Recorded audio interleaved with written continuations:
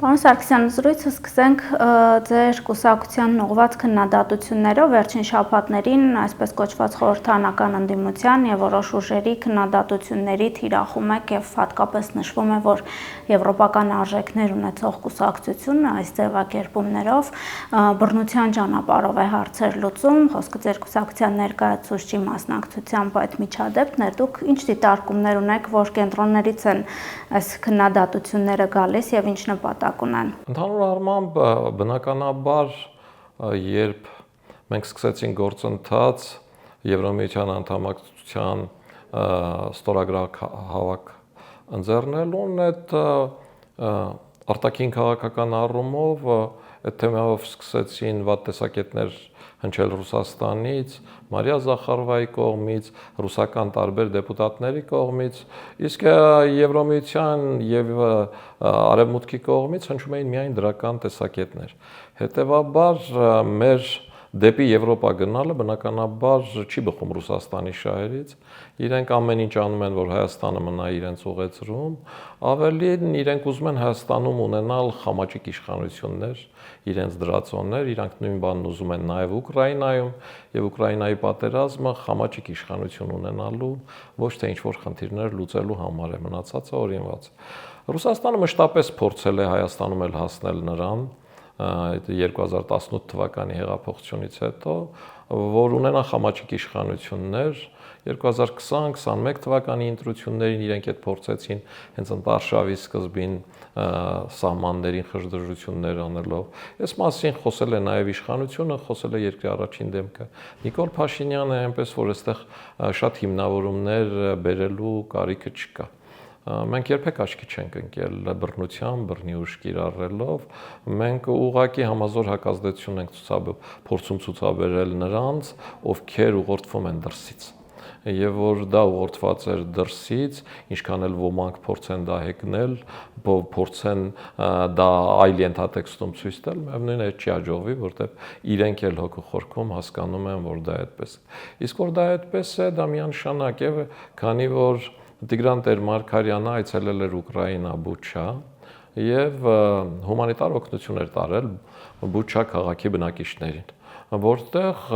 միջազգային հանրության տեսակետով ցեղասպանություն է տեղի ունեցել եւ լուրջ բռնություններ ռուսական զինված ուժերի կողմից, վայրագություններ ու վայրենություններ, ինչին տեղյակ է նաեւ աշխարհը։ Տիգրան Տեր-Մարգարյանի այցելությունը նաեւ հասավ մինչև Մարիա Զախարովայի քննադատությանը, հասավ նրան, որ Ռուսաստանի արտգործնախարարությունը հանձինս Սերգեյ Լավրովի համարեց այդ այցը թշնամական։ Այսինքն Հայաստանի Հանրապետության վարչական շրջաններից մեկի ղեկավարի այցը Բուչա մարդասիրական օգնության նպատակով մեկնաբանում Ռուսաստանի Դաշնության արտգործնախարարը եւ արտգործնախարարությունը հաղորդագրություն է տարածում, որով համարում է, որ դա թշնամական է, որին հետևում է հետեւյալ գործընթացը, որ Տիգրան Տեր-Մարգարյանին ճանաչում են որպես անցանկալի անձ Ռուսաստանում եւ ներգրավում են հենց հացում, հենց որ այն մարդիկ, ովքեր ասում են, որ կամ նույն Մարիա Զախարովան ասում է, չեմ պատկերացնում, թե Ռուսաստանը ինչպես կարող էր ինչ-որ վարչական շրջանի ղեկավարի մասով տեսակետ ասել, թող իրենց նախկին տեսակետները նայի, հիշողությունը թարմացնի, այդպես իրենք նայելու արել են։ Նորքում տեղի ունեցած դեպքերից 5 օր առաջ Բուչայի քաղաքի պատվիրակություն գտնվում էր Երևանում։ Իրենք այցելել էին Երևան, իհարկե հանդիպել էին նաև Տիգրան Տեր-Մարգարյանին եւ նաև հանդիպում էին ուզել պաշտոնական հանդիպում։ Որպեսզի խնդիր չառաջանա քաղաքական գծի եւ այլնի հետ, Տիգրան Տեր-Մարգարյանը իրենց չէր ընդունել վարչական շենքի իր կաբինետում, այլ ընդունել է ստեղին կաբինետում, որտեղ հարցազրույց են կանում։ Բուչայի ներկայացուցիչների Հայաստան այցելության ողջ գործընթացը ռուսական համապատասխան ծառայություններ իրենց լրտեսական ցանցով հետևել են, ինչն էլ տեղեկացրել են Ռուսաստանի դեսպան պարոն Կոպիրկինին, ում էլ փոխանցում են բարևներս, ամեն հարցազրույցի արդեն որովհետև ինքը դարձել է մեր ներքաղաքական կյանքի հիմնական գործող անձանցից մեկը եւ ներքաղաքական կյանքի ճարտարապետությունն է դասավորում 2026 թվականի ընտրությունների առումով եւ այդ անում են բավականին անթակույց եւ այդ առումով Ռուսաստանը տեղաշարժել է Ռուսաստանում ծվարած այստեղ Հայաստանից փախած բազմաթիվ նախկին պետական պաշտոնյաների, մեծահարուստների, չգիտեմ, տարբեր ճուլաններում մնացած ու հնացած տարբեր քաղաքական դեմքերի, այս ամենը ուզում է համախմբել մի տեղում եւ այս ամենով դուրս գալ ընտրությունների տարբեր ուղղություններով, այնպես ինչպես Գյումրիում, հետո տեղում միավորելով հասնել իշխանափոխության։ Եվ այդ համատեքստում իրենք չեն խորշում որևէ գործողությունից եւ ես համարում եմ, որ մանկապարտեզի գործընթացը, որ մասնավոր շենք է, որը պատկանում է կոնկրետ շինարարական կազմակերպությանը, որը չէր հանձնված, որտեղ մտնելու իրավունք չունեին որևէ մեկը, այսինքն դա մասնավոր սեփականություն է, մտնում են այդտեղ ինչ որ նկարահանություններ անում, բարոյականությունից են խոսում եւ այլը, հրահրում են, առաջանում է խնդիր, հատուկ, ասենք, երբ որ իրենց զանգում են, մարդը երբ է ձայնագրում։ Երբ որ բանավեճ է վիճում են, մարդիկ վիճում են, իրար հայոյում են, հետո պայմանավորում են ինչ որտեղ հանդիպեն, իրար ծեծեն, բոլորս էլ տղա ենք եղել, գիտենք թե այդ ամեն ինչ։ Իսկ երբ որ այդ ձայնագրում են, դա բացարձակ այլ խնդիր է, այլ ծրագիր, որը մշակված դրված է եղել իրենց առաջ։ Դրանից հետո տեղի է ունենում այդ տվյալ գործողությունը Թաղապետարանի շենքում այդ յոգուրտի հետ կապված անբացատրելի հային ոչ բնորոշ լկտիությունը եւ նրանք ովքեր որ արդարացնում են այդ գործընթացը, թող պատկերացնեն կամ թող իրենց նկարների հետ էլ նման կերպ վարվեն, տեսնեմ թե իրենք այդ ժամանակ իրենց ոնց կպահեին, որից հետո անգամ երբ որ Տիգրան Տեր-Մարգարյանը նաեւ ասում է, որ ես տեղում չեմ եղել եւ այլը, հաջորդ օրը գալիս ասում է հիմի տեղում ես։ Այսինքն մարդը ուզում էր, որ նման միջադեպ լիներ եւ այդ նման միջադեպը բարձրաձայնվեր, որ հանրապետություն կուսակցությունը տեսեք բռնի ուժ է գործադրում եւ մենք մեր կերպով չենք տարբերվում նախկին իշխանություններից։ Մենք 2012 թվականի ապրիլի 12-ին մասնակցել ենք այդ հանրահավաքներին սահմանադրական դատանի դիմաց մեր իրավունքներն ենք պաշտպանել եւ ազգային ժողովի շենքից դուրս են եկել բռնի ուժ կիրառելով գործող իշխանությունները եւ 560 մարդ է ձերբակալվել, որից 520-ը եղել է հանրապետություն կուսակցությունից։ 2001 թվականի ապրիլի 1-ին 1200 կալանավորվածներից 50%-ն էլի հանրապետություն կուսակցությունից էր։ Այսինքն մենք բռնի ուժին միշտ հակադարձել ենք։ Մենք չենք կանգնի, սպասենք, որ մեզ վիրավորեն կամ փորձեն մեզ սեցել, եւ ես կարծում եմ դա յուրաքանչյուր տղամարդու արժանապատվության շրջանակների մեջ է մտնում։ Իհարկե քաղաքական առումով մենք դատապարտում ենք բռնություն։ Ցանկացած բռնության դրսևորումներ անընդունելի են։ Կան իրավապահ մարմիններ, թող իրենք պարզեն ինչքանով է կոնկրետ մանկապարտեզում ինչքանով գոյություն ունի կոռուպցիա, եւ եթե այդտեղ իսկապես կոռուպցիա կա, այդ դեպքում թող Տիգրան Տեր-Մարգարյանը դատապարտվի բռնի ուժի եւ այլնի համար, պիտի գտնել արմատը։ Իսկ եթե չկա զրպարտում է, հետո ամեն ինչ արել է հենց դրա համար, այստեղ արդեն բռնի ուժ է, թե ինքնապաշտպանություն է։ Ես օրինակ դա անվանում եմ ինքնապաշտպանություն։ Անկախ նրանից թե կադրերում ինչ են ցույց տալի, որովհետև մարդիկ ձայնագրում են, հետո նկարահանում են ցույց տալու համար։ Մենք չենք ձայնագրել եւ չենք նկարահանել։ Բոլորն ասում են, տեսեք, Տիգրան Տեր-Մարգարյանը սկսում է հայոյել։ Իսկ արդյոք այդ ձայնագրությունը հենց սկզբից է։ Իսկ արդյոք ինքը չի առաջինը հայոյել, հետո Տիգրան Տեր-Մարգարյանը։ Պարոն Սարգսյան, ինչու է Ռուսաստանը այսքան շատ անհանգիստ։ Դեռ 1 տարի կա ընտրություններին, անընդհատ այսպիսի միջադեպերի ականատես ենք լինում, հավելյալ դրան կուրատոր է նշանակում այստեղ եւ ըստ ռուսական աղբյուրների աշխատելու են ուժերի հետ, որոնք Ռուսաստանը ցանկանում է տեսնել խորհրդարանում 2026-ին։ Չի դժվարանում ձեր արժեհամակարգը հետապնդող կուսակցությունների անելիքը։ Ես կարծում եմ, որ ոչ։ Ես համոզված եմ, որ մենք ու մեր նմանները պայքարում ենք Հայաստանի Հանրապետության ինքնիշխանության եւ անկախության համար։ Իսկ Ռուսաստանի եւ նրա խամաճիկների կուսակցություններն ու համապատասխան թևերը պայքարում են գուբերնիա դառնալու եւ այդ գուբերնիայում նշանակված պաշտոնյա լինելու համար։ Ես համոզված եմ, որ մեր ժողովուրդը իր դարավոր իմաստնությամբ ու ժամանակների մեջ ունեցած փորձով այդ ամեն ինչը կհասկանա ու կգնահատի եւ այդ առումով կարծում եմ այն նախկինները, ովքեր պետական պաշտոններ զբաղեցնելով Հայաստանի ամենահարուստ մարդիկ են դարձել։ Այդ մարդիկ ինչ-որ մանկապարտեզ ստուգելու կամ կոռուպցիայից խոսելու, կամ բլոգեր դառնալու, ազնիվ լինելու, ժողովրդի շահետապնդելու մասին մտածելու, ոչ էլ բարոյական իրավունք են վաստակել, որ նման բան անեն։ Նման մարդիկ ընդհանրապես խոսելու։ Այսինքն Ռոբերտ Քոչարյանի թիմի մարդը խոսում է ինչ-որ մանկապարտեզի կոռուպցիայից, լավ էլի։ Իդեպ Քոչարյանից քանի որ խոսեցիք, պետք է հարցնեի դատախազությունը մոտ 20 միլիարդ գումար եւ 22-ից ավել գույք է պահանջում Քոչարյանների ընտանիքից, ինչպես կմեկնաբանեք սա, ինչպես է կարողացել Քոչարյանը այս ամեն ինչին հասնել։ Ակնհայտ էր, որ այդ տարիներին Ռոբերտ Քոչարյանը անունը դնելով կազմակերպված պետություն Հայաստանի տնտեսական ոլորտը բաժանեց Հրանտ Բագրատյանի ասելով 40 ընտանիքների մեջ։ Եվ բնականաբար այդ բաժանումը անշահախնդիր չէր եւ այդ բաժանման մեջ ամենայն հավանականությամբ եւ իմ կարծիքով ինքը սեփական շահաբաժին ուներ, հակառակ դեպքում 600,000 կամ 550,000 90-ական թվականներին այդքան էր իր աշխատավարձ ստացող մարդը, ասենք ես վարչապետի պաշտոնում 400 ինչքան էի ստանում։ Չէր կարող նման սեփականություն ունենալ։ Այս մարդու սեփականությունը երեխաներն էլ այդ ժամանակ սովորում էին դեռ ու չի լինում, չէ՞ որ ավարտելուց հետո միանգամից մի քանի միլիոնի բիզնես, ես ասենք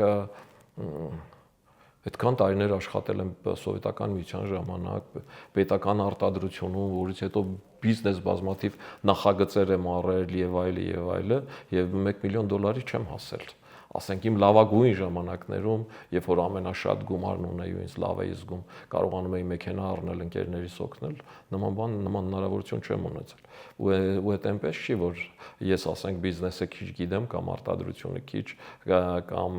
իմ շրջանակում չկար հնարավորություններ։ Այս ակնհայտ ինչ որ ժամանակի կոռուպցիան դրսևորումն է, որը կարող է նման հնարավորություն տալ կամ ինչ որ առումով ինչ որտեղ բախտը շատ պինդ բերի։ Այս պարագայում չեմ տեսնում այն հնարավորությունը, որ կարող էր բախտը բերել, ասենք գումարը փոխվելու, վարկերը վերցրեցիր, հետո փողը զրոյացավ ու այդ պարտքը 0 կոպեկներով հետ հանձնեցիր, սեփականությունդ մնաց։ Գագիկ Ծառուկյանի պարագայում 1-2 դեպք ես այդպես կարող եմ ասել, որ ինքը ռուբլով վերցրեց, հետո ռուբլոյն ջրվեց ինքը հետ փակեց, իսկ սեփականությունը, որը հետո միլիոններ դարձավ, մնաց։ Այդ բախտը բերելու տարբերակն է։ Բախտը բերելու։ Այս պարագանն այդպես չի եւ այս պարագայում ես չգիտեմ դատական ատյաններում այդ որոշումները ամենայն հավանականությամբ Ռոբերտ Քոչարյանի իրավաբանական թիմը բողոքելու է մինչև սահմանադրական դատարան։ Ես գիտեմ, որ այդ շրջանակներում անհամբեր սպասում են, որ ինչ որ գործ հասնի սահմանադրական դատարան ու այնտեղից բեկանվի, որովհետեւ մեկը չի հավատում, որ իրենք, այսինքն մինչև այս պահը հիմնականում անօրինական գույքի սեփականության առումով ինչ-ինչ բաներ, եթե պետական բյուջե մտել են, դրանք մտել են փոխադարձ համաձայնության առումով։ Այսինքն հակառակ կողմը ասել է լավ, ես համաձայնեմ առանց դատական process-ի ընդհանուր հայտարարի գանք եւ մոծենք։ Դատական կարգով, որպեսզի առգրավեն, խնդիրները հասնելու են մինչև սահմանադրական դատարան, իսկ թե այնտեղ ինչ կլինի, չգիտեմ։ Անձամբ ես ընդհանուր առմամբ այդ այլ մոտեցում ունեի խնդրի լուծմանը։ Իհարկե ես համարում եմ, որ պետական պաշտոնյաները, ովքեր պաշտոնը զբաղեցնելով հարստացել են, նրանք պիտի ձերբակալվեն կոռուպցիայի մեղադրանքով եւ նրանց ամբողջ սեփականությունը պիտի պետականացվի։ Գործող օրենքով դա կապ չունի անօրինական գույքի հետ։ Կա գործող օրենք, որն ասում է, որ եթե մարդը կոռումպացված է եւ մեծ վնաս է հասցրել պետականությունը, իր գույքի վրա կալանք է դրվում եւ դա պետականացվում։ Ես կարծում եմ, որ իրենց նկատմամբ պիտի կիրառվեր այս բիզնեսի նկատմամբ եւ բիզնեսմենների նկատմամբ։ Ես այս անօրինական գույքի մասով օրենքը համարում եմ շատ խոցելի ու շատ վատը, որովհետեւ ինքը չնայած ինչ որ բան պետական բյուջե է բերում, բայց ինքը ահռելի մեծ վնաս է տալիս Հայաստանի Հանրապետության տնտեսությանը, որտեղ այդ բիզնեսմենը այլևս տնտեսության մեջ գումար չի դնում, շրջանառությունը վախենում է հանել, ինքնուրույն գործունեությունը վախենում է ծավալել։ Ես օրինակ առաջարկում եմ հետևյալ տարբերակը ենթադրենք, մարդը անօրինական սեփականության առումով ենթադրենք բիզնեսմենը, հայտնի բիզնեսմեններից որևէ մեկը։ Եվ ինքը պիտի 100 միլիոնի հետ բերի, խոսքը դոլարի մասին է, հետ բերի մուծի բյուջե, այդպիսիները կան։ Ես օրինակ այդ մարդուն առաջարկում եմ հետևյալը. 100 միլիոնի փոխարեն 200 միլիոն ներդրում ես անում։ 200 միլիոնը քեզ, բայց եւս 100 միլիոն ներդրում պիտի անես։ Իրենցից մեկին չթաքցնեմ, ես այդ ասացի, ինքն ասաց, որ ընկեր, ես ոչ թե 200 300-ի ներդրում պատրաստ եմ անելու, որտեղ ընկերներ ունեմ Դուբայում, ընկերներ ունեմ դրսում, որոնց կներգրավեմ այս ամեն ինչի մեջ եւ աշխատատեղեր կձևավորեմ եւ վարկս կպաշտպանեմ։ Պես գիտեք, այս մոտեցում է, որ բիզնես են շրջանակները, որոնք աշխատել են Ռոբերտ Քոչարյանի օրոք, այլ տարբերակ չունեին։ Իրենք կամ աշխատելու էին դրված այդ կանոններով, կամ իրենք չէին լինելու այդ 40 ընտանիքների մեջ։ Իրենց փոխարինելու էր ինչ որ ուրիշ մեկը։ Իսկ փողը իր տրամաբանությունն ունի, բիզնես ստրուկտուրան իր տրամաբանությունն ունի, այսինքն այդ մարդիկ ենթարկվել են տրվյալ ժամանակվա կանոններին։ Դա չի ասում, որ իրենք մեղավոր չեն, պետությունից չեն տարել, բայց դա մեղմացնում է այն հանգամանքը, որ իրենք տվյալ ժամանակի կանոններով երկրի տնտեսությունը էլի գումար են մուծել, էլի աշխատատեղեր են ստեղծել, չեն հեռացել Հայաստանից, կարող էին չէ՞ վերցնել ու իրենց ունեցածը հեռանային Հայաստանից։ Այսինքն, այս մարդկանց հանրության հետ հաշտեցման այլ հնարավորություն է տալ պետք։ Այն դեպքում, երբ որ դու դատական կարգով դնում ես իր մեքենաների, ունեցվածքի, չգիտեմ, հանգստյան տան եւ այլի վրա կալանք ու դրանք արգրավում ես, ինքը այլևս սկսում է այս երկրում ներդրում չանել։ Ինքը զրկվում է շրջանառու միջոցներից ու հնարավորությունից, ինչը ինքն ունի, ինքն սկսում է ներդրում չանել։ Պատերազմական իրավիճակում դրսից զգուշանում են մեր երկրում ներդրումներ անել, եթե ներսի ներդրողն էլ ով ազատ գումար ունի, ինքը այդ ներդրումը չի անում, բիզնես միջավայրը սկսում է դանդաղել, կամաց մեռնել։ Քոչարյանի թիմը շատ սուր է անդրադառնում այս հարցին, ազգային ժողովի միջադեպն էլ կարծես սրա հետ կապ ուներ նախորդ շաբաթվա վերջին,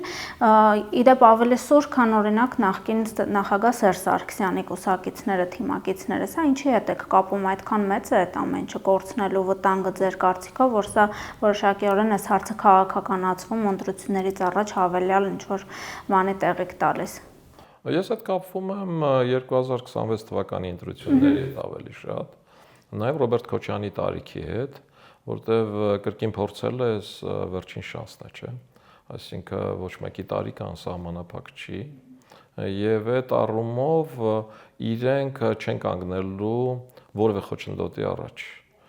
Ռոբերտ Քոչարյանը մշտապես աչքի է ընկել մաքսիմալ ագրեսիվությամբ ներքաղաքական դաշտում,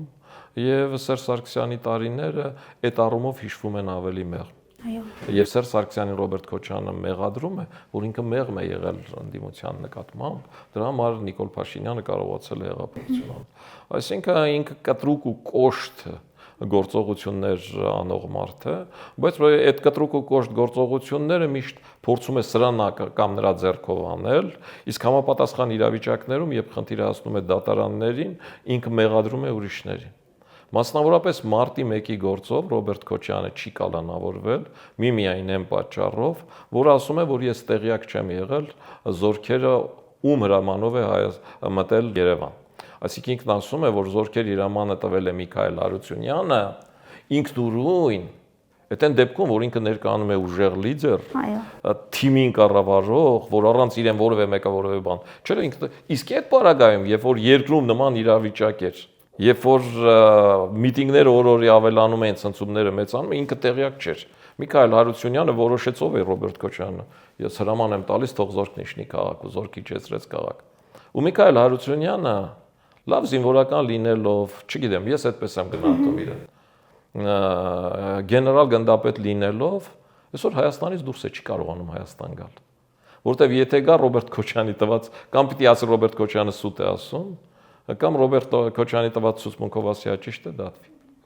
Իրականեն Սերժ Սարգսյանի եւ Քոչարյանի հակասությունները ձեր կարծիքով վերջին շրջանում ենք անընդհատ թիմերի մակարդակով էինք նախ լսում, եւ վերջում նաեւ Սերժ Սարգսյանը ուղիղ խոսեց նաեւ ոչ թե հակասության, այլ որոշակի մեղադրանքներ կան իրար հասցեին։ Ու եթե ասենք 26-ին անհրաժեշտություն լինի միավորվելու, այդ ամեն ինչը մի կողմ կդրվի Նիկոլ Փաշինյանին հեռացնելու համար։ Գյումրի ցույց տվեց, որ այո, մի կողմ կդրվի։ Որ իրենք շատ տարբեր են, այդ միանշանակ այդ կասկած չկա։ Որ իրենց մեջ հակասությունները եղել է դեռ շատ վաղուց, դեռ Լեռնային Ղարաբաղից եկող, դա էլ միանշանակ։ Որ մշտապես մի ահռելի թիմ համարել է, որ Սերժ Սարգսյանը անհամեմատ ավելի արժանավոր է, քան Ռոբերտ Քոչարյանը, դա էլ միանշանակ։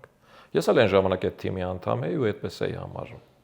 Այսինքն կար թիմ, որը մտածում էր, որ 1998 թվականին պիտի իշխանություն գար ոչ թե Ռոբերտ Քոչարյանը, այլ Սերժ Սարգսյանը, որտեղ ավելի արժանի էր եւ ունեցած ներդրումներ ավելի մեծ։ Ուզում եմ ասել, որ արմատներ այդ ժամանակ իհարկե կային մարդիկ, ովքեր ուզում էին, որ Վազգեն Սարգսյանը գար, բայց քանի որ Վազգեն Սարգսյանը համարում էր, որ նաև ինքն է որոշակի առումով պատճառ դարձել, որ Լևոն Տեր-Պետրոսյանը հեռանա, հետեւաբար այդ կդիտվի։ Դրա համար երկրորդ համարում էր, որ ինքը անգլերեն խոսել չգիտի, ինքը պատրաստ չի եւ այլն։ Վազգենը երբեք ինքնագոհության կամ փառամոլության մոլուցկով չի տառապել, ինչպես որոշ միակ տղամարդիկ։ Այդ միակ տղամարդիկ առեսօր փորձում են հանրությանն ապացուցել, որ իրենք միակ տղամարդն են, բայց երբ գալիս է պահը, որ պիտի ապացուցեն, ասում են, ես չեմ, Միքայել Հարությունյանն է։ Այսինքն ձեր կարծիքով կլինի այդ միավորումը 26-ին։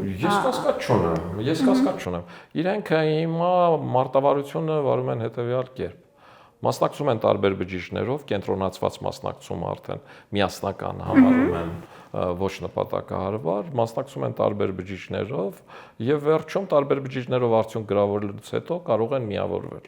Եթե հետևեք Հանրապետական կուսակցության հայտարարություններին, Հանրապետական կուսակցությունն ասում է, որ ինքը օր առաջ գործող իշխանությունների հրաժարականի հեռացման կողմնակիցն է։ Ինքը որևէ բան ընտրություններից հետո չի փոխել։ Այսինքն նույնիսկ անտրամաբանական է մտածել, որ ընտրություններից հետո ենթադրենք, ասենք, որը քիչ հնարավոր եմ ես համարում, եւ ես ու իմ թիմը անկախ նրանից մեզ կհամարեն բռնարար թե ինչ պինդ պայքարելու ենք, որ իրենք հետ չգան, ոչ թե նրա համար, որ իրենց գաղափարներն ու մերը տարբեր են, այլ ես համարում եմ, որ իրենք դրսի պատվեր են կատարում, որն ուզում է Հայաստանում խամաճիկ իշխանություն ունենալ։ Այսինքն իրենք դրսի ներկայացուցիչ չեն Հայաստանի ներսում։ Հետևաբար իրենք Հայաստանի Հանրապետության անկախությանը դեմ են։ Հետևաբար Հայաստանի Հանրապետության անկախության դեմ ցանկացած գործողության մենք համազոր հակազդեցություն ենք ցուցաբերելու, չկասկածեմ բացարձակ։ Ու բանտերով էլ չենք վախենում, այդ թվերն ասեցի, թե երբ ինչքան ենք մենք բանտում եղել, բայց եթե խնդիրը հասնի դրան, այնպես ինչպես Գյումրիում, այնպես էլ այստեղ իրենք միանշանակ կմիավորվեն։ Սոցիոլոգիան մեր երկրում կամ մեր երկրի ունեցած հնարավորություններով ճիշտ կիրառելը համարում եմ քիչ ճշգրիտ, ամենաճշգրիտ սոցիոլոգիական հարցումը համարում եմ Հանրապետական ինստիտուտի վերջին արած մի 6 ամիս առաջ արած այդ հարցումները, որում ասվում էր, որ Հայաստանի Հանրապետության բնակչության 58%-ը կողմ է Հայաստանի Եվրոմիության անդամակցությանը։ Այդ 50%-ի քվեները որտեղ են։ Դա քաղաքացիական պայմանագիր կուսակցության մոտ են եւ մեր արևմտյան արժեքներ դավանող կուսակցությունների մոտ են։ Եթե մենք կարողանում ենք այս բոլորի ուժերը համախմբել, կարելի է միասնական մասնակցել եւ իրենց տարանջատին 50+1 մի բան է լավել, իրենց տեղը ցույց տալ։ Իսկ եթե մենք չենք կարողանում այդ անել, մենք էլ ենք տարանջատ մասնակցում, այս խնդիրը մի քիչ բարդացնում է, բայց էլի մենք էլ կարող ենք տարանջատը բջիջների մակարդակով 3-4 թիմով մասնակցենք, ներսում կանցնեն ենթադրենք 2-3-ը, նրանք միավորվեն ու էլի հաղթենք։ Սա արդեն մարտավարական տակտիկայի հարց է, ասենք, այս մարտավարությունը ճիշտ ձևավորելու առումով Հանրապետություն կուսակցությունը երկու տարբերակին էլ պատրաստ է։ Մենք պատրաստ ենք թե առանձին մասնակցելու, մենք պատրաստ ենք թե միասնական մասնակցելու տարբերակին։ Անձամբ ես համարում եմ, որ երբ որ դիմացինը տարանջատ է մասնակցում, դու պիտի մաքսիմալ միասնականը դնես ու խփես միանգամից 58-60%, որ իրենք իրենց տեղն իմանան, իրենք Այդ դեպքում կլինեն ազգային ժողովում երկրորդ ուժը, բայց որևէ բան որոշել չեն կարող։ Բայց հիմա ակնհայտ մրցակցություն է, ով կլինի Ռուսաստանի տեխնացուն այս դաշտում, չեք կարծում, Քոչարյան, Սերժ Սարգսյան, Վանեցյան, էլի մի քանի ուժեր։ Ես որոշակի տեղեկություններ ունեմ Ռուսաստանի իշխանությունների հետ շփողի որոշակի ընկերություններից։ Ես գիտեմ, որ Ռուսաստանից 4 մարդու ասել են, որ մեր տեխնացուն դու ես։ Անվերապահ դու ես եւ դու միակն ես։ 4-ից 2-ը կարծես թե ակնհայտ է։ Մեկը Ռոբերտ Քոչարյանն է, մեկը Վանեցյան Արթուրն է, որոնց ասել են։ Ընկերս նաև Ռուսաստանում ասում է, որ միայն Ռոբերտ Քոչարյանին են ասել, որ անկախ նրանից, թե դու քանի տոկոս կհավաքես, միևնույն է ընտրություններից հետո մյուս 3-ը կպաշտպանեն քո տեխնացությունը։ Եթե դու նույնիսկ իրենց մեջ ամենակիչ տոկոսն ես հավաքել, մենք մյուսներին ամեն մեկին ինչ-որ բան կխոստանանք։ Պաշտոններ, տենդերներ, փող սիրող տղեկ են։ Ու միևնույն է մեր տեխնացուն կլինես դու։ Որ Ռուսաստանի համար նախընտրելի տեխնացուն Ռոբերտ Քոչարյանն է, այստեղ ես կասկած չունեմ։ Համ էլ ինքն է խոստովանել, որ իրենց մեջ քիմիա է։ Այդ տարիքում քիմիան չի կորում։ Ու ինչ մեթոդների կարող է դիմել Ռուսաստանը ցանկալի արդյունքի հասնելու, որտեվ 18 թվականից առ այսօր դուք էլ նշեցիք, որ Ռուսաստանը չի հարմարվել ու չի ընդունել այն, ինչ տեղի ունեցել Հայաստանում ու այն իշխանությանը, որ այսօր կա Հայաստանում, եւ ինչ մեթոդներ են հնարավոր։ Հիմնական մեթոդներից մեկը սահմաններին խժդժությունն է ստեղծելն է։ Օրեր առաջ վարչապետը հայտարարեց, որ իհեճույքս չկամեցողների եւ այլնի պատերազմ չի լինելու, խաղաղություն է լինելու։ Մեծամտություն չանեմ, վարչապետը ինձ կրկնեց, ես 2020 թվականից ասում եմ, պատերազմ չի լինելու, շատ շատերը հեգնում են այդ, շատ շատերը կանխատեսում էին այս գարնանը, նույնիսկ նշում էին ապրիլին պատերազմը, մեղրի միջանցքը տալը ու այն մարդկանց այն զինվորների մայրերի այդ գիշերները չքնելու այդ հոգսն ու այդ բեռը թող իրենց խղճին նստի, որ այդ մարդկանց վախերով իրենց քաղաքական կարիերայի համար, իրենց ինքնահաստատման համար, իրենց անստվեր փուջուր ներկայությունը ցույց տալու համար մարդկանց այդ վախերով էին բա։ Ես միշտ ասել եմ, որ չի լինելու, մեծ պատերազմ չի լինի։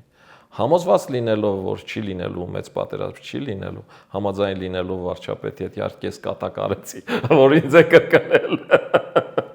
Բայց ես իսկապես 2020 թվականից միշտ ասել եմ, որ լայնամասշտաբ չի լինելու։ Սահմանային դիրքային կլինի, բայց լայնամասշտաբ չի լինի։ Համոզված եմ, որ 2026 թվականի ընտրությունների նախաշեմին ինչ որ էլի այդ կարգի բաներ անելու են։ Ադրբեջանը Ռուսաստանի հրահարմամբ։ Սա ամենահիմնականն է, ինչը ազդեցություն է թողում ընտրությունների վրա։ Բայց այստեղ ես չեմ կարող, ես տեխնոլոգ չեմ, ընտրական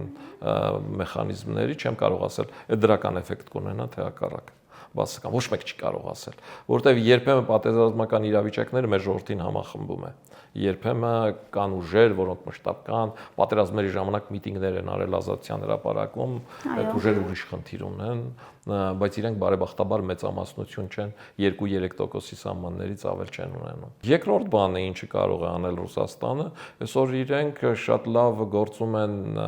վիրտուալ իրականության մեջ, համացանցում հիբրիդային պատերազմի ֆոնին, եւ եթե հիշում եք նախորդ ընտրություններին Բայդեն-Թրամփ ընտրությանը, մինչև վերջի ժամկետը Բայդենը մեղադրում էր Միացյալ Նահանգներին տեխնոլոգիական առումով հակերների միջոցով Միացյալ Նահանգների ընտրություններին միջամտելուն։ Վերջին դեպքերը տեղի ունեցան Ռումինիայում, երբ որ ընտրությունները դադարեցվեց եւ մի տեխնացուի հանվեց։ Այս կարգի 5-րդ շարասյուն sense նվիրյալներ ունենալով Ռուսաստանը այդ հանգամանքից միանշանակ օգտվելու է։ Գիտեք ինչ, հանրային ակտիվիստներ բուծում են իրենք հատուկ ինկուբատորներում, էլի, եւ դրա պակասը չի լինելու կեղծ տեղեկատվության, սուտ տեղեկատվության ավելորդ լարումների եւ այլնի հանրությանը փորձելու են հանել լուրջ լարումների եւ այլնի վրա։ Այս պարագայում իշխանությունը Անդադ ինչ որ քաոտիկ միջավայր ստեղծել միջև ընտրությունները նկատի ունենք նաեւ։ Հիմնական սկզբունքը ինչ իրենք արել են, ասենք Ուկրաինայում էլ որ կիրառել են այդ մեթոդները, որ տեսեք գործող իշխանությունը, որին պաշտպանում են արևմտամետները, նրանք ի վիճակի չեն կարգ ու կանոն հաստատելու, որպեսզի երկրում կարգ ու կանոնն ավելի լավ է, թեկուզ պինդ ձեռքով, թեկուզ ամուր ձեռքով, թեկուզ մի քիչ կոռումպացված, թեկուզ մի քիչ բիրտ, այդ ավելի լավ է, քան անկառավարելիությունը։ Այսինքն իրենք նման երկրներում փորձում են անկառավարելիության միջավայր ստեղծել եւ այստեղ պետությունը շատ լուրջ անելիքներ ունի։ Իմ կուսակից, իմ ընկեր Դավիթաշենի թաղապետ Ալբերտ Հովասապյանը միշտ բերում է Յուշչենկոյի օրինակը, ասում է տեսեք Յուշչենկոն, ասենք, դրական իմիջով մարդ էր, թունավորել են եւ այլն, ինքը Ուկրաինային բերել էր ժողովրդավարություն եւ դրա համար պայքարում էր եւ իր ընտրությունների, հաջորդ ընտրությունների ժամանակ ասում էր, այ այդ որ ինձ այ քննադատում եք, այ այսքան դատապետում եք, բան, այդ ամեն ինչը ես եմ ձեզ տվել։ Ես եմ այն հնարավորությունը տվել, որ դուք կարողանաք խոսեք ու այլևս ժողովրդավարությունը անդառնալի է։ Ասեց ու ինչ եղավ դրանից հետո 3 մայդան է եղել Ուկրաինայում ժողովրդը նորից ժողովրդավարության համար արյուն է թափել, փորձել է պաշտպանել։ Մենք պիտի ներքին քաղաքական հակադրությունը, տեսակետների մոտեցումը տարբերենք դրսից պատվիրված հակադրությամբ։ Ես ինչի եմ անընդհատ կռվում, ասենք, երկրորդ նախագահի ու նրա թիմի հետ, որտեղ այդտեղ համոզված եմ գաղափարական մոտեցման այդ հակադրության ու կապի մեջ։ Հանրապետականի մասով ինչ որ կապեր կան, մասնակցում են եւ այլն, բայց այնտեղից այդ գիծը այդքան ակնհայտ չի։ Սակայն գիտ։ Պարոն Սարգսյան, մինչև 26-ը ինչ որ բան հնարավոր է, ինչ որ բանի հնարավոր է հասնել այս ուժերի իմպիչմենթի գործընթաց են սկսել հիմա էլ, ընդ որում տարբեր մարդիկ հայտնի դարձավ, այս ամեն ինչ որ ազդեցություն կարող է ունենալ իշխանություններից որոշակիորեն դժգոհություն ունեցող հասարակության շրջանակներում, որովհետև մենակ իմպիչմենթով հարց չի լուծվի, փողոց պետք է գեներացվի, արդյոք կլինի այդ փողոցը։ Այդ փողոց դուրս գալուն անգամ Ռոբերտ Քոչյանի իր թիմով չի հավատում, այ երբ որ փողոց կհանեք, այն ժամանակ եկեք եւ այլ։ Այս կարծում եմ ուղղակի լարվածությունը պահելու, իրենց մասին հիշեցնելու, ընդհանրապես սև PR-ն էլ PR է։ Դա օգնում է թե գործող իշխանությանը, թե իրենց։ Բայց դա իր հերթին բերում է որոշակի հիասթափություն, որ էլի չստացվեց, իսկ Ռոբերտ Քոչյանի թիմը չի ուզում մտնել նրա տակ, որը հաստատ գիտի էլի չի ստացվելու։ Երկրորդ կա խնդիր իսկապես տեխնացուի խնդիրը լիդերի։ Եթե դու գնում ես դրան, ենթադրենք, ասենք ես ԿՊ-ի տեղը լինեիք, ասեի 3 падգամավոր տալիս եմ, մեզանից թող ստորագրեն, տեսնենք ում եք առաջարկում ու ինչ ծրագիր եք առաջարկում։ Մենք վատն ենք, հասկացանք։ Մենք զիջում ենք անդադ, հասկացանք։ Չնայած վարչապետն ասում է, ինչ ենք զիջել։ Այո։ Ինչ ենք զիջել, ցույց տվեք, ինչ ենք զիջել այս համատեքստում։ Բայց վատն ենք, զիջել ենք, հասկացանք։ Դուք արեք ասեք, ինչ եք անելու, որ չզիջեք։ Որևէ բան 2020 թվականից սկսած, որևէ բան, որը ինչ որ առումով քննարկման թեմա է կամ իմ համար էլ քննարկման թեմա չէ, իրենք չեն ասել բացի այն, որ կգնանք կհանդիպենք Վլադիմիր Վլադիմիրովիչին, իր հետ կխոսենք, կտեսնենք ինքը ինչ է ասում, ըստ այդմ էլ կորոշենք։ Իսկ այդ նույն Վլադիմիր Վլադիմիրիչը այդ գործընթացները մտածել նոր է սկսել։ Եվ ասենք այն տեսակետը, որ ասում են, այ եթե Ռոբերտ Քոչյանը լիներ այս պատերազմը, չէր լինի, այո։ Այս պրիմիտիվ մտածողության ու պարզունակ ուղեղների համար է, որովհետև եթե դու որևէ երկրի 20%-ից ավելին գրավել ես, եւ դու այդ անվանում ես ազատագրված գոտի։ Սերժ Սարգսյան ուղիղ ասաց, չէ, Աղդամը իմ հայրենիքը չի։ Մենք այդ անվանում ենք անվտանգության գոտի Լեռնային Ղարաբաղի համար, որը պիտի փոխանակվեր Լեռնային Ղարաբաղի անկախության համար։ Հիմա ասենք ասում են, այ 200 կիլոմետր մեզ շուրջ մենք 26 տարի 20% Ադրբեջանի տարածքը որպես անվտանգության գոտի պահել ենք։ Այս խնդիրները են հաշվի առնելով էս ինչ չեմ արդարացնում այն։ Մենք 26 տարի պահել ենք։ Իրենք 4-5-րդ տարին է, չեն պահելու, վերցնելու ենք, բայց խելքով է աշխատել պետք։ Ճիշտ քայլեր է անել պետք։ Եթե չանես, հետ չես բերի։ Ալիևը ճիշտ քայլեր արեց 26 տարի հետո հետ բերեց։ Այդ քայլերը մեր աչքի առաջ են եղել։ Եթե մենք էլ այդ քայլերն անենք, այդ հետ բերելու հնարավորությունը կլինի։ Խնդիրը ինչու՞մն է, որ Ռուսաստանի Դաշնությունը 2020 թվականին արդեն պլանավորում էր Ուկրաինա մտնել։ Իսկ եթե ինքը մտնում է Ուկրաինա, Վլադիմիր Վլադիմիր Պուտինը խելացի մարդ է։ Ինքը հասկանում էր, որ Ուկրաինայի մտնելու դեպքում Եվրոպան իր սահմանները կփակի Ռուսաստանի առաջ։ Եթե այն կողմում դեպի արևմուտք սահմանները փակեն, իր այլ ճանապարհով շրջանցելու, ապրանքներ տեղափոխելու եւ այլնի միակ հնարավորությունը որտեղ է? Թուրքիայով։ Հետևաբար, որպեսզի ունենաս Թուրքիայի եւ Ադրբեջանի բարի կամքը քեզ աջակցելու, այդ պատերազմի ժամանակ քեզ ճանապարհ տալու, դեպի Մերձավոր Արևելք, դեպի, չգիտեմ, Ասիա, խորքերը, դու պիտի այս ճանապարհը ու այդ ճանապարհի հիման վրա ինքը 2022 թվականի Ուկրաինայի ներխուժումից առաջ այդ թիկունքը Կովկասով, Լեռնային Ղարաբաղը տալով ապահովեց, որ Թուրքիայի հետ ունենա այդ ճանապարհը։ Երկրորդ, երբ որ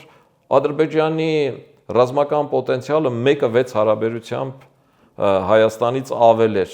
եւ մենք իր տարածքի 20%-ը վերահսկում էինք։ Այդ Ռոբերտ Քոչյանը, որ լինել է այդ պատերազմը, ո՞նց չէր սկսելու։ Այդ նույնն է, որ Թրամփն ասում է, եթե ես չլինեի Ուկրաինային պատերազմը չէր սկսիլ։ Պարոն Սարգսյան, ամփոփելով մեր զրույցը, 26-ի այն թեման, որը կհրամցվի հասարակությանը կամ այսպես ձևակերպեմ, ընդդիմությունը կփորձի ծախել հասարակության վրա։ Նորից էս դավաճան թուրք Ղարաբաղը հանձնեցիք, էս ամեն ինչի վրա է գնալու պայքարը, ու ինչքանով է սա հասարակությունն ընդունում ու ընկալում ու իր ընտրությունը կկատարի Ղարաբաղում տեղի ունեցածով, Ղարաբաղի հետ կատարվածով։ Ես կարծում եմ, որ ընդդիմությունը խնդիրը դնելու է ազգայնական գաղափարախոսության վրա, դուք ճիշտ եք, եւ ազգայնական գաղափարախոսությունը անոր ճշմարտությանն ասենք, որ անգամ Եվրոպայում այսօր լուրջ հաղթանակներ է ունենում, նորանոր տեղեր գրավելով, չնայած Եվրոպայում եվրոպական պետությունները ներգաղթյալների պատճառով իրենց ինքնությունը կորցնում են եւ այնտեղ ազգայնականությունը էս համատեքստն ունի ու քանի որ այդ ազգայնականները ընդդիմությունն են ֆինանսական որոշակի իրենց խնդիրները լուծում է Ռուսաստանը, հետեւաբար իրենք ընկնում են ռուսական ազդեցության տակ եւ Եվրոպայի ազգայնականները հիմնականում ռուսական ուղեծրում են դիտարկվում եւ դա էր պատճառը, որ նաեւ Լպենի կուսակցությունը, այո, Ֆրանսիայում արգելեցին եւ նրա մասնակցությունը ընտրություններում արգելեցին, այն դեպքում, որ երկրորդ տեղում էր։ Ես կարծում եմ, որ Հայաստանի իշխանություններն էլ Եվրոպան ամենաթողությունը չի, սկզբունքը չպետք է որդեգրեն, որ ինչ-որ բլոգեր, չգիտեմ, հանրային ակտիվիստ կարող է մտնել պետական տարածք ու այնտեղ ինչ-որ բան նկարահանել, հետո եթե ինչ-որ ճաշիկ լավը չի, այդ ճաշիկը տանել լցնել պետական պաշտոնյայի նկարի երեսին, ինչը անելու են, շարունակությունը դա է լինելու, ճաշիկներ, ջուրիկներ եւ այլ պրոբլեմներ, անձրևներ անընդհատ են կաթալու են, այս ուղղորդված, պլանավորված իրականացնում են եւ նորից բարևները Սպարոն Կոպերկենին, բայց թույլ չենք տալու։ Թույլ չենք տալու։ Իրենք գնելու են դրա վրա, իրենք դնելու են, որ Հայաստանում իշխանությունը ավելի կոռումպացված է, քան Ռոբերտ Քոչարյանը։ Ասել են, որ հիմա այո, կոռուպը, որ հիմա այսօրվա կոռուպցիան ավելի մեծ է, քան նախկիններինը, այդ այն մոտեցումն է, որ լեզվից չեն քաշել ու հիմնականում, ասենք, դա հերքելու կամ հիմնավորելու տարբերակները չկան, էլի։ Տարբերակները չկան, մարդիկ կան, ովքեր ուզում են դրան հավատալ եւ ովքեր իրենց անհաջողությունները կապում են դրա հետ, ասում են ոչ մի բան չի փոխվել, կաշառք է եկել է մյուսը եւ այլը եւ իրենց մոտ այդ աշխատում է եւ իրենք բողոքում են այդ ամեն ինչից ու այդ համեմատությունը չեն էլ հիշում, չեն էլ համեմատում թե Քոչարյանի ժամանակ ինչ էր, դրա համար իշխանություններն էլ այսօր հրապարակում են թե Ռոբերտ Քոչյանը ինչքան բան ունի ընտանիքով, ունեցվածքով, որ տեսեք մենք ինչ էլ լինենք չեն կարող այսքան լինել, փորձելու են այդ ցույց տալ, որ ավելի կոռումպացված են, բայց ամենահիմնականը փորձելու են ցույց տալ, որ իրենք կառավարելու ունակություն չունեն, որ երկրում անիշխանություն է, որ Ադրբեջանի ճնշումներ ընտրվում են, որ Հայաստանը մինչև հիմա միայն զիջում է եւ ոչ մի ձեռքբերում չունի, իսկ Ադրբեջանը անընդհատ գնում է առաջ, այսինքն իրենք այս ամեն ինչը նշելու են, դրա մեջ ասենք 30-ից 50% ճշմարտություն է լինելու։ Մնացածը լինելու է նախընտրական մանիպուլյացիա, բայց այստեղ ամենաէականը, որում իրենք պարտվելու են, իրենք չեն ասում, թե իրենք ինչ են անելու։ Այսինքն ինչ Ռոբերտ Քոչյանը գալու է ու կոռուպցիան վերանալու է, ինքը սուրբ է դառնալու, սրանով է հավատալու։ Կամ Ռոբերտ Քոչյանը գալու է Հայաստանը գուբերնիա չի դառնալու միութենական պետություն գնալ Լուկաշենկոյի կողքին նստի։ Որ Ռուսաստանի կողքին, որ Լեռնային Ղարաբաղը հանձնեց, որ Ռուսաստանին նվիրված Լեռնային Ղարաբաղի պետական պաշտոնյաներին, որոնցից երկուսի հետ ընկերություն եմ արել, այսօր բանտում են, այդ Ռուսաստանին են վստահելու։ Այսինքն իրենց բերած այս արգումենտներին մեկը մենք շատ պինդ հակադարձելու ենք, շատ ավելի պինդ, քան յոգուրտ նկարի վրա լցնելն է։ Շնորհակալություն։ Չմոռանաք հավանել տեսանյութը եւ բաժանորդագրվել Civic AM-ի YouTube-յան էջին։